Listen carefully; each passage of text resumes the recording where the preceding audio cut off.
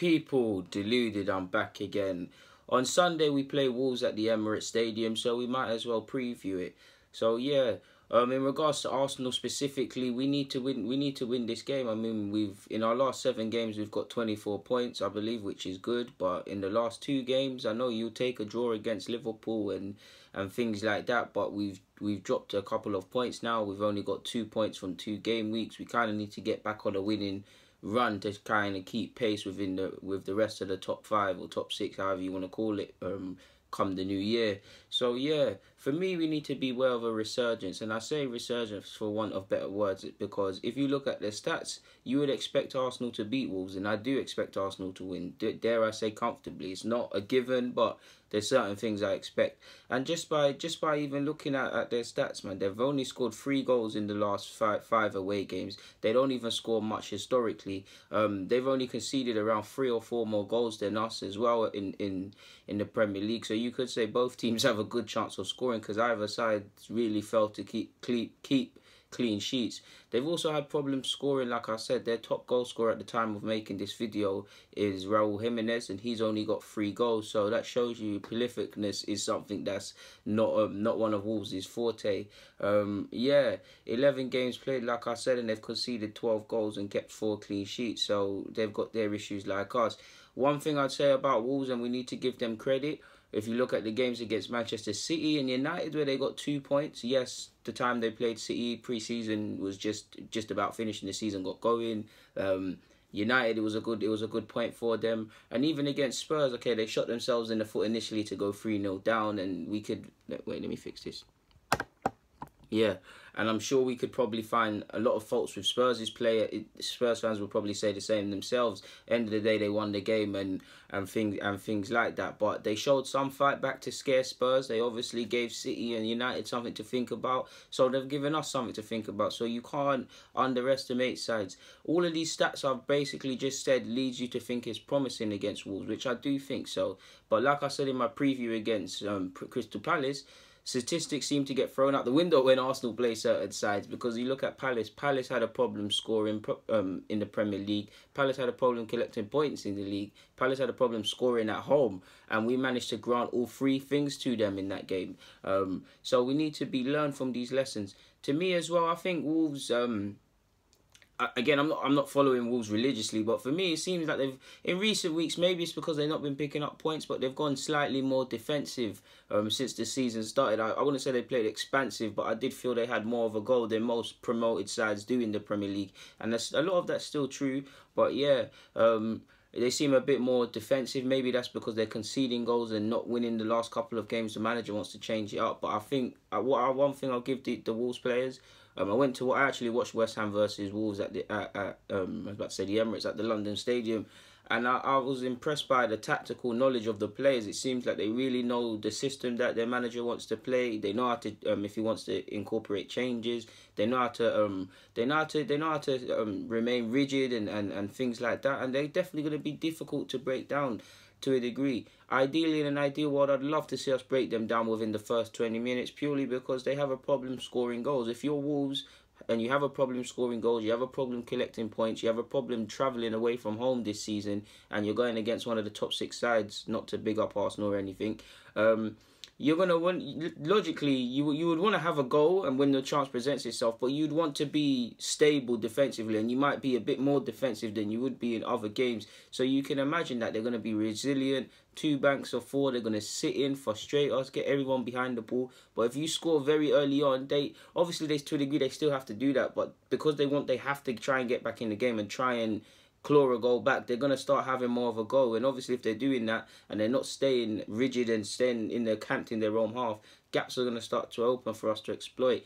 The one problem with me saying I would like us to score early is because when have we scored early this season? We haven't scored too many goals in the first half on a general basis. So that's something for us to worry about. Think about better yet. In an ideal world, we'd win this 2-3-0, goals in the first half, shut the game out and things like that. But when what can and actually does happen are 2 different things, essentially. And I know you lot see that.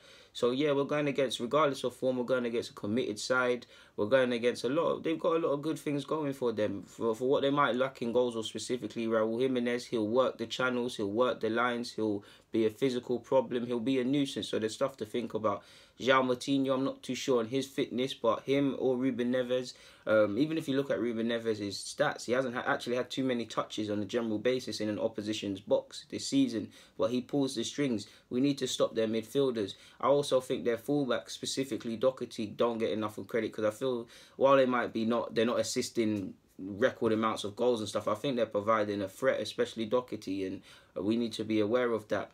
I do think as well we need to put an emphasis on attacking movement in the final third, possibly early crosses as well, because one thing I can kind of see about Wolves, and I don't know how true it is, to me anyways, it looks like their defenders, specifically Bowley, they're good front foot defenders, and I like Bowley, but they have issues positionally. They're not really that good from what I've seen, basically, of being able to watch the ball and the man without following the man, sort of thing. They either follow the man where gaps are exploited, or they're unaware of the man and they're kind of got blinkers like a horse or whatever, and they're unaware. So if we put early crosses in and take advantage of that, the lack of communication, what it appears to be, it could be to our advantage. So yeah, Wolves haven't won in the last 19 games against us, so that should give us some confidence. But that should also for me not breed complacency, because there's no game in the Premier League's a given. I would like to win, like I said, man. We've dropped however many 4 points or so now in the last 2 game weeks. Forgive me if I'm wrong and my maths was off there. It's time to get back on a winning run. It's Wolves sit in 11th, we sit in 5th or something like that. Yeah, Spurs are ahead of us. We could slip further down if results don't go our way. So it's very tight. So we need to just simply win the game. There's really nothing more to say from that. Obviously, our 14-game unbeaten run is on the line as well. So yeah, man, we need to really. This will sit 11th as well. It's not the worst. It's not the worst place to be in. They had a good start to the season. Some people are saying they're having a bit of a reality check now. I don't think we should go overboard, because it was going to happen. Every side goes through a wobble, and Wolves have had a good start, and that's why they're in 11th. So, yeah, obviously, we've only got a couple of days to recover, because we played midweek. Wolves did, pardon me, and Wolves didn't. Obviously, we're going to see a rotated side of sorts, so we can't read too much into that. But, yeah, man, like I said, for me, we just need to get an early goal, man. And let me reiterate the point again. Wolves have conceded, have only scored 3 goals in their last 5 away games. So, I don't want to see them score against Arsenal, but we have a funny way of doing certain things. So yeah, the only thing left is the lineup, to be fair with you. In fact, what I was going to say about Ruben Neves and Moutinho, stop the midfielders. He doesn't have many touches in the opposition box, but he pulls the strings. You stop him. If he's not pulling strings, he's making good movement.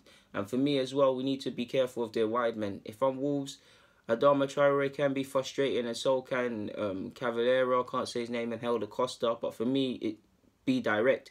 Tell their fullbacks to get forward when the chance presents itself. Balance, because obviously they need to think about Arsenal's attacking options. But Adama Traore, if Monreal plays, Monreal and Bellerin, they both know exactly who Adama Traore is. So if I was them, direct wingers, get in behind us, attack with pace and power, get crosses in, get behind us, try and whip low balls in and things like that.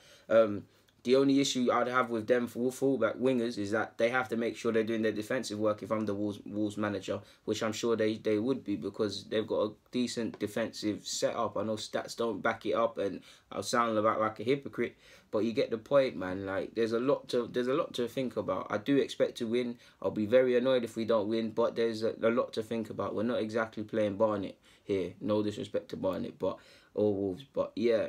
So the only thing left is the lineup, and in regards to the lineup, I've gone with Leno. Now, Czech hasn't played that much football this month, or just started this month, so maybe he keeps his spot.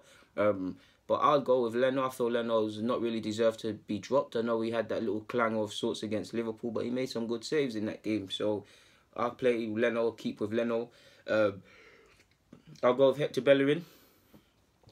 Like Lichtsteiner sadly is injured now. Maitland-Niles isn't a right back. He can fill in there. You want to see him be played in midfield. So Hector Bellerin.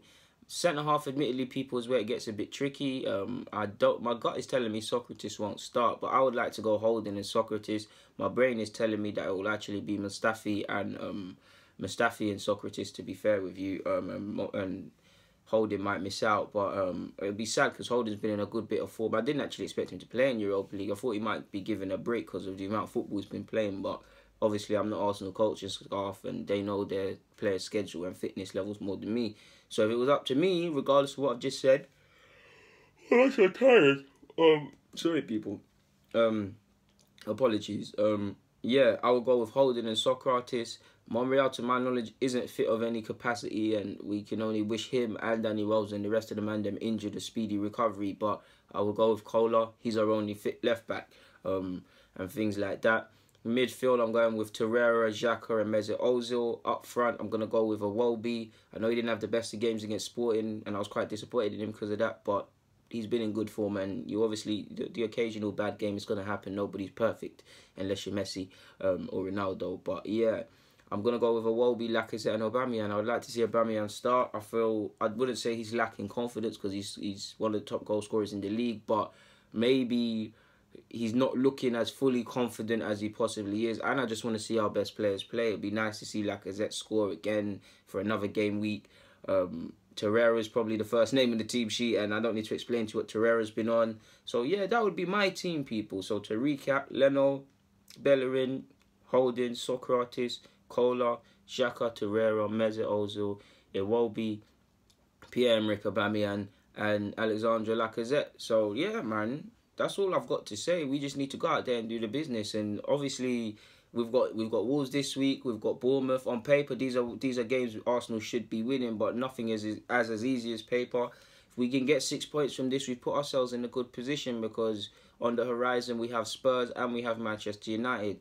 We need to show something against the top 6 sides. We know possible 9 points on the line this year against top 6 sides so far. We've only got a point. Either of them games can go either way, so it's about damage limitation. I really want to beat both of them.